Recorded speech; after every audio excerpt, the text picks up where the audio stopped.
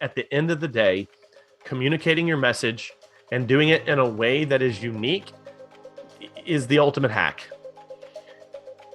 And as culture changes and as technology changes, we're going to have to find ways to do that because everyone's seen it all before. Like I've said, most music school websites look pretty much the same.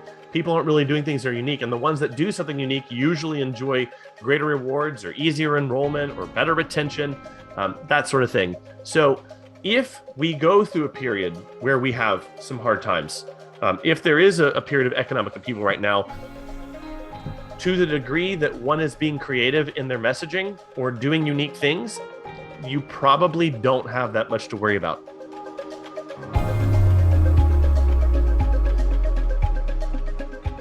Hey, Nate. So we were having a conversation and you told me an interesting story about some folks that you were hanging out with recently and a topic that has come up with some clients of mine over the last couple of weeks. And that is the topic of kind of the current economic situation, the milieu we find ourselves in. And I'm wondering if you could lead this episode off by telling me a little bit more about that, because I purposefully didn't ask you for details so that I could ask you here. Nice. Yeah, well, we were up in Maine, northern Maine, where my wife and I live for a few months a year. And we were up visiting, opening up our house, and we were in a small little store. It's a tiny little town, small store. I know the owners. They actually live right around the corner from us. And I overheard them talking about inflation, talking about the cost of cereal, talking about how things were getting more and more expensive, and that how his suppliers were actually saying, you know, he should stock up on cereal now because it may not be around during the summer months, which is, of course, the busy time for them. So get it all now while the price is right. And I thought to myself, like, now, what is this? You know, he's listening to a supplier, and their supplier is getting their information where? Like, what do people actually understand about this inflation? Because obviously, right now, at the time we're recording this, it's a hot button topic, and people are, and you sort of feel like it's one of those topics where you're supposed to have something to say about it. And the reality is that for most of us, certainly in America, we have not been thinking about inflation for really honestly for decades. You know, It's true.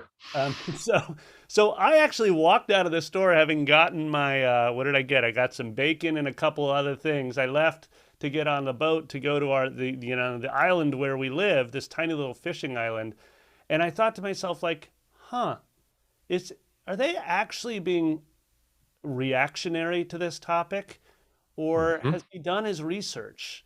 You know, so I was just curious, and so that's my story. I think it's really important as music school owners that we put a topic like inflation in perspective, and then be sure to apply some lessons learned to our studio, and be sure that we're being proactive and not reactive to whatever the latest hot topic is.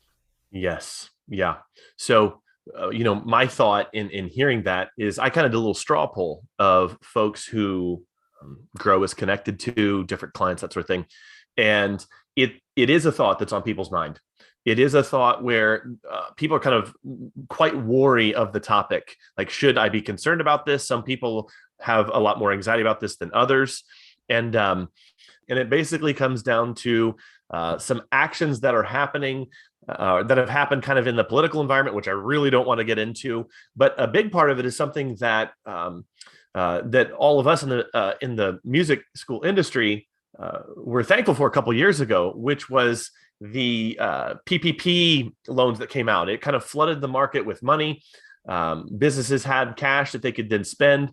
And what that has done in the past 2 years then has resulted in, with more money being in the economy, it's kind of resulted in this inflationary thing, along with some other things that have happened recently that have caused shortages in our supply chain.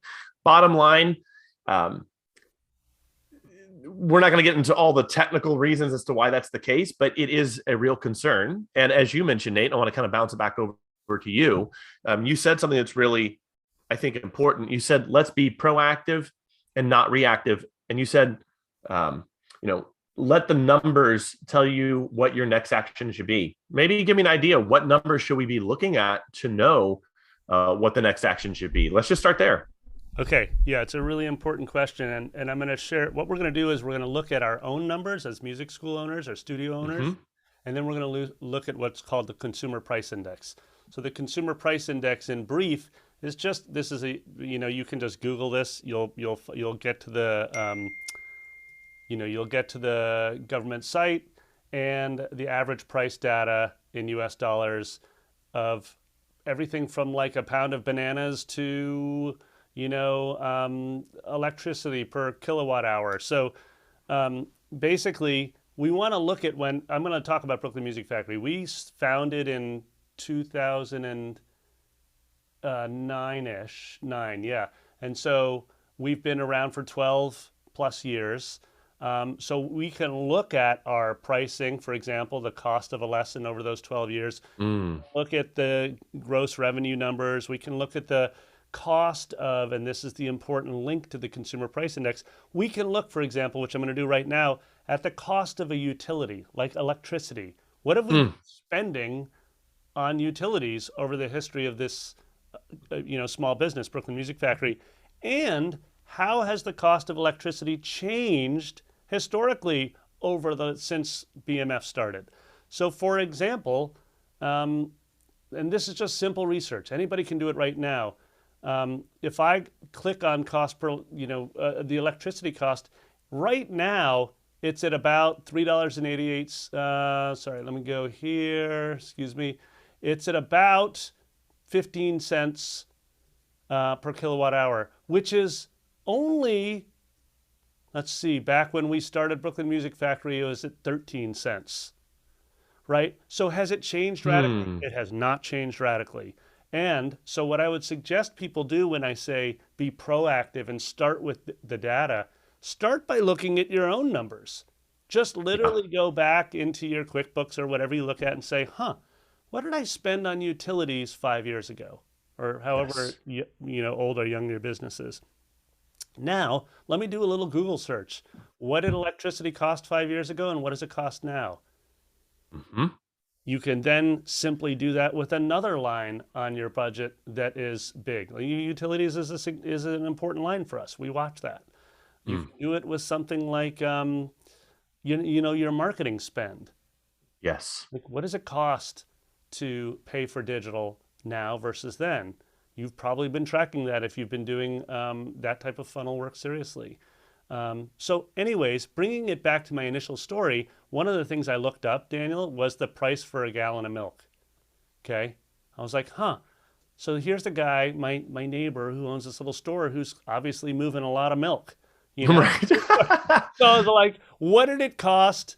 What does a gallon of milk cost today versus, say, when BMF started 10, 12 years ago? The price for a gallon of milk right now is at about $3.88. Back in 2008 and 28, it was $3.96. So it's actually gone down. So that's not to say that inflation isn't a real thing for certain products, materials, that kind of thing. But you want to apply your own important numbers as a school owner to the story of inflation. What is it actually going to impact? So I'll stop there, but those are some concrete examples. I want to talk about another index. Yeah, what do you got? Following on, because you're giving some very rational advice there. Mm-hmm. There is something called, and I might be mistitling it, but there's something called the Consumer Fear Index. Yeah. Or it's like price sentiment. I think it's changed names. Anyway, my point is that simply by bringing it up over and over and over and over in the news, people will begin to believe something to be true, even if when you do the rational analysis, you find like, oh, electricity hasn't gone up by this amount. It's actually been fairly stable for the past almost 15 years now for BMF. But if everyone believes it to be true, it then becomes kind of this mass psychosis, this delusion that people have. And that can then begin to affect the people that would potentially join your school. And they might say, you know what, maybe we shouldn't do it this year because things are so bad right now. When in reality, maybe gas has gone up at the pump. Don't want to undersell that. But it might not be, quote unquote, as bad as it really is. And so that really becomes putting your ear to the ground, listening to what your team, and maybe the proper response would just be to put messages out there that are positive, that kind of ground people a little bit more of a reality. And then just being sensitive to your marketing metrics and seeing if you notice a difference for the same amount of marketing or outreach that you've been doing in the past. Because if your numbers don't change all that much, then maybe it isn't as bad as we think it might be. Let me highlight one thing or just add to that, Daniel, that it is important, like you're making a really valuable point around the fact that people have a recency bias. Right now, people are concerned Yes. about it. We are in a disposable income industry, right? People don't Yeah. sign up for, they're always going to buy food before they pay for a piano lesson, right? Yes. That's just fact. And so if you do look in the last 12 months, yes, actually the price of food has increased on average about 8%. So that is significant versus the average of around 3% normally, right? So people are going to have that bias. However, we don't want to go into a sort of panic as school owners. We don't want to actually work from a space of fear, I think, which is a really important point you're making. And so just to add to that, you talk about this often, and I've taken it to heart at Brooklyn Music Factory, which is spend more time talking to your customers than it is, being alone and trying to make assumptions around what your customers are thinking. Yeah. One of the things you shared with me before we recorded was a lot of the feedback we were getting, or just comments we were getting from listeners, and they were saying, actually, the way our school is priced, et cetera, we're actually in the higher end of the market, and that part of the demographic feels things like a price index shift less. So I'm not so concerned about it. So that's some really good rational response from those school owners saying like, well, I'm not actually priced at the lower end. I'm not sort of a bottom feeder of a music school taking anyone and everyone, right? Right. They're up in the mid to high. So you can ask yourself these questions. But I would 100% double down on your sentiment. And actually would love to hear you talk more about it, Daniel, which is this notion of like doing outreach to your customers, sharing a positive message, but also wondering what concerns, if any, they actually have. Any thoughts on Yeah. that? Well, a couple of thoughts come to mind. And I read an article recently that said that um, people aren't necessarily um, people aren't necessarily reacting to inflation, but more reacting to the thought of it. And they're using inflation as an excuse to quit things that they were going to quit anyway. It's just upping their timeline. And so this could actually be a point where you'll see people leave the school and they might cite the economy or things of that nature. But in reality, they were on their way out already. And that this was just the convenient excuse that came up for them. I would take the opportunity to talk to those folks on their way out and not take them at face value. Not just imagine that, oh, well, it was the economy, that's why they quit. Dig deeper, do the hard work of having the conversation, and maybe say something to the effect of, okay, no, inflation's a little bit higher, that's kind of what you're citing, or that sort of thing. Is there anything else? And really kind of put the screws on them, so to speak. Hear them, be empathetic, be gentle, obviously, but see what the second, third, and fourth reason were for their leaving as well. Because they'll tell you, if you take the time to ask and take the time to have the conversation, so much can be learned because of this. Yeah, it could potentially be a tougher environment out there economically right now, and there might be someone who lost a job, like as we all experienced 2 years ago with kind of the upheaval of that economic situation. But don't just take the easy answer. If you care enough to dig deeper and to listen, you will just get some real gold from people at this time. You know what, Daniel? It reminds me of the old, he's just not into it anymore comment, Yeah. which is why they're leaving. That's never the reason. Mm-hmm.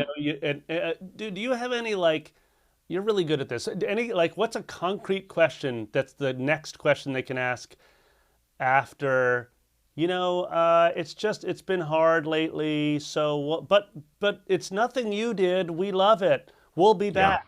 What's the next question you might ask to try to open the doors a little bit? Okay. In almost every case, my response is dictated or at least influenced by what they said. So if someone were to actually say what you just said, my next question would be, oh, interesting. What's been so hard about it for him? Because you actually used that word when you said that. And I actually have heard that excuse. Oh, it's just gotten harder. And so I'll say, well, what's been harder?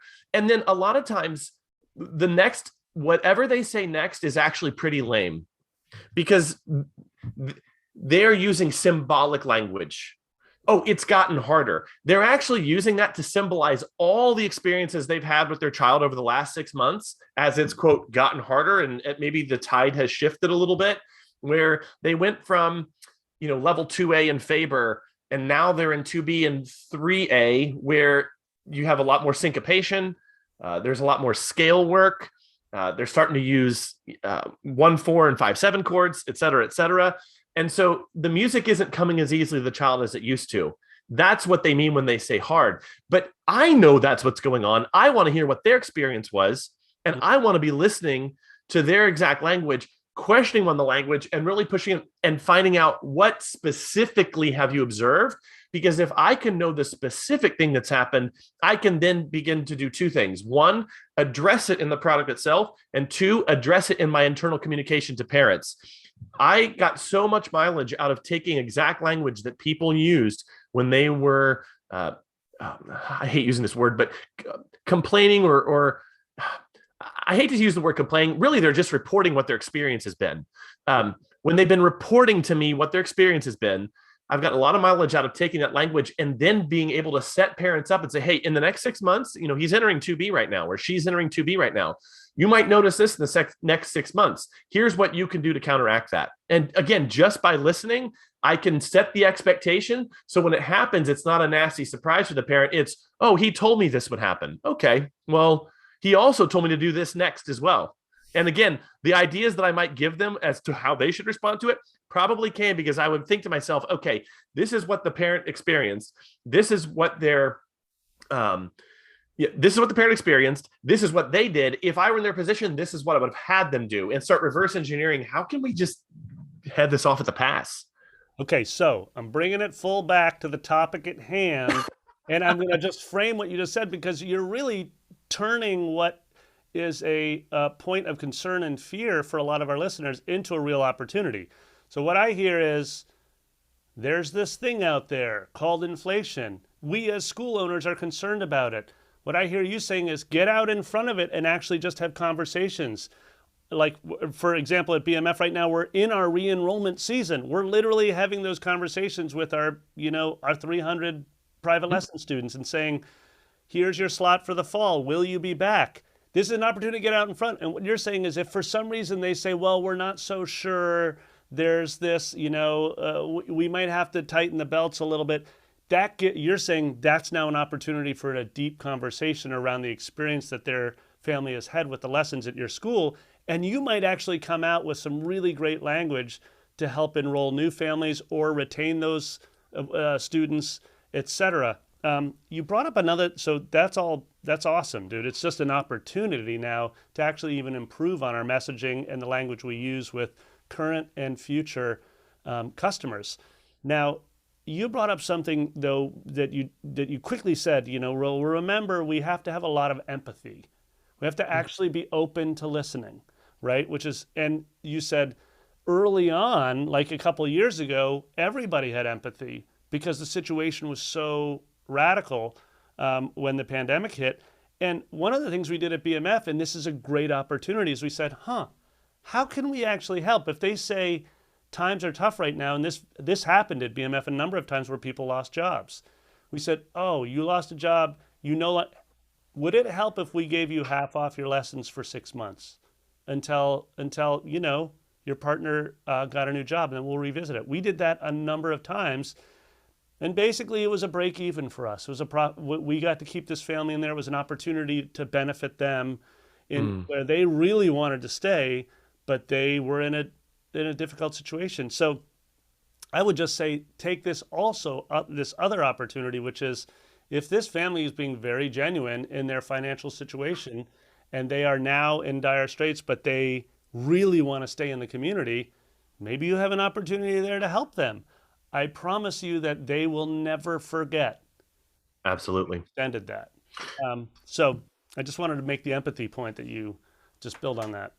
And that goes back to something you said earlier, which is you'll know how you can do that and not uh, put the school at risk Right. if you're familiar with your numbers. Because you say, hey, I can probably do this for about this many people, but past that, it would actually the school won't be around in 2 years if we do this Right. past this number. But it goes back to something you said earlier, and I'd like you to elaborate very quickly on this. Maybe you can just give a bullet point list. You mentioned um, items on the list uh, uh, that you should look at in terms of expenses. You mentioned electricity. Yeah. You mentioned a marketing budget. Could you give me a few more categories that people could look at? Yeah. I mean, I literally, in preparation for this, I went to our profit and Mm-hmm. loss statement and I was just like, let me look at trends since 2016. I would look at things like teaching supplies, maybe equipment costs, these things that are that they're not going to be huge line items in your budget, but you're looking to Mm-hmm. see how much they've fluctuated over time. And then you're looking to see have they really changed radically over the last 12 months? Yeah. Um, So the move then is to just look at expenses and then look at the trend of expenses. yeah. Because Mhm. if one of your suppliers or one of the software products you use raises its cost, that will show up on your expense report and you will see, oh, and expenses have increased about this much over the last year. That would be a good point if you were going to raise rates. And this is how I think I kind of want to wrap up my last thoughts on this Mhm. topic. If you were going to raise rates, you could look at the actual cost of the school and know what it will take. And this period won't be here forever. We're trying to make an episode here that is valuable in future years. This won't be here forever, but this is just a good financial tool to use as you evaluate for your school for the coming year. What should our cost be? What is a sensible price that we should be at? Would be to evaluate those expenses over a period of time and just look at the percentage, whether that's labor, a software product, utilities, marketing costs, all that sort of thing. That's kind of what I'm picking up from what you said there. Yeah, and let me give you a hyper specific on software because we track that. Um, we just track sales and marketing selling expenses and baked in there is software. And to be specific, like so it hovers around 1.5 to 2% of our budget. So that Mm-hmm. means like of every dollar, 2 cents of that goes to marketing and selling expenses.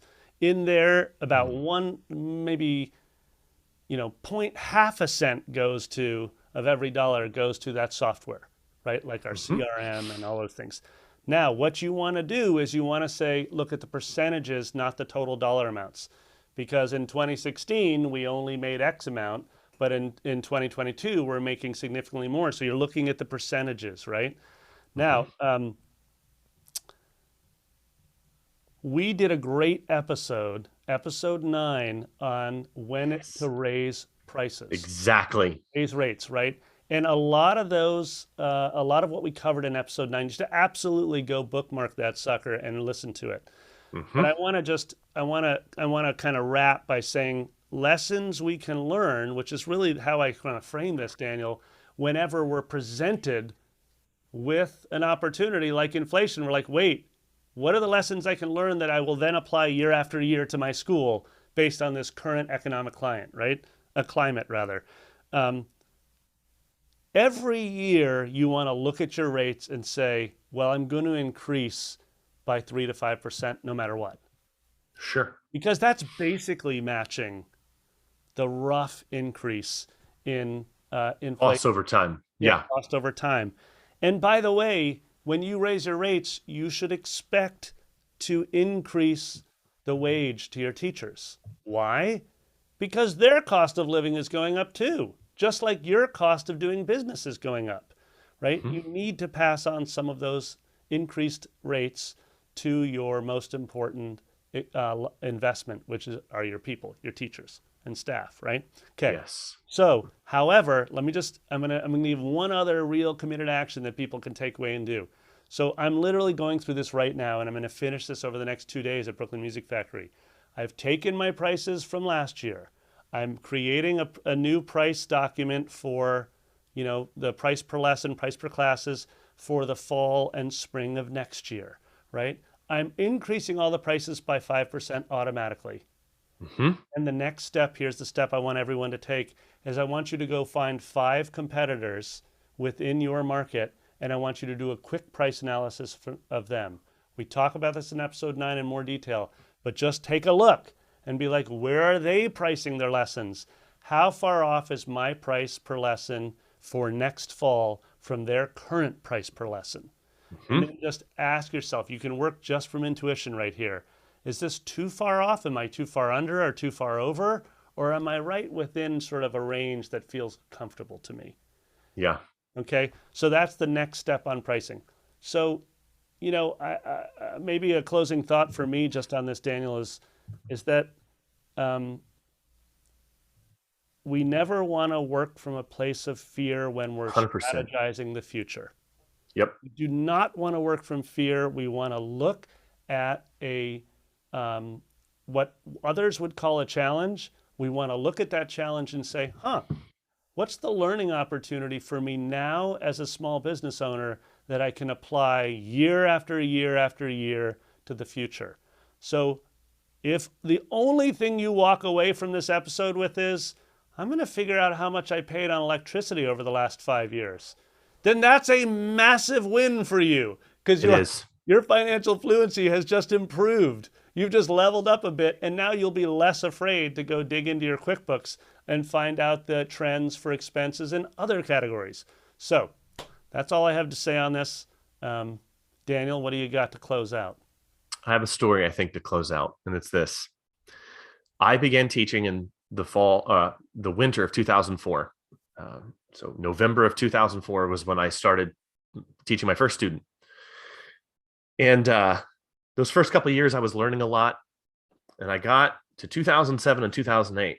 And I don't know if anyone here is a history buff, but there was a big market crash in that year. And much has been said about it. Steve Carell made a movie about it, or was in a movie about it, The Big Short.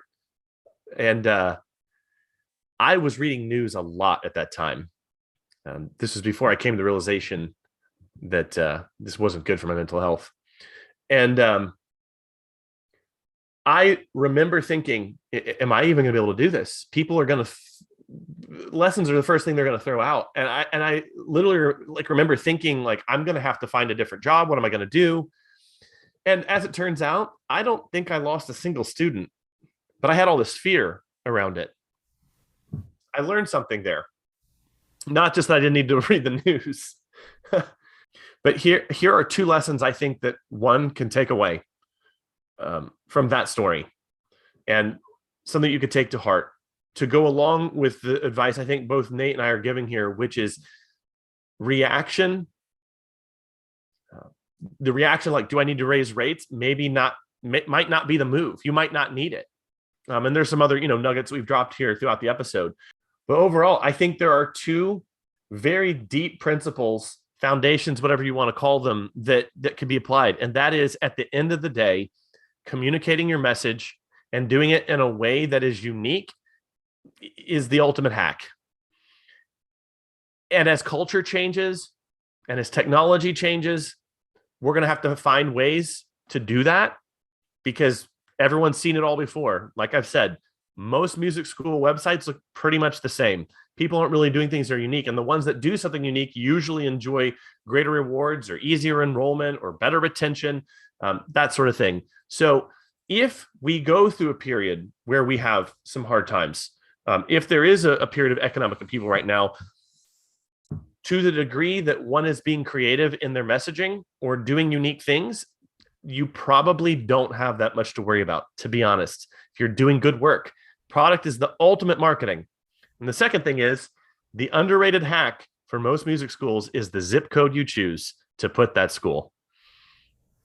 And as I saw in polling a lot of different people, The folks that don't seem to be affected all that much by the current milieu are the ones that are in the quote unquote correct zip codes, the correct demographics, the correct, socioeconomic bracket. That isn't to say that music is only for a certain class, but we know who our customers are.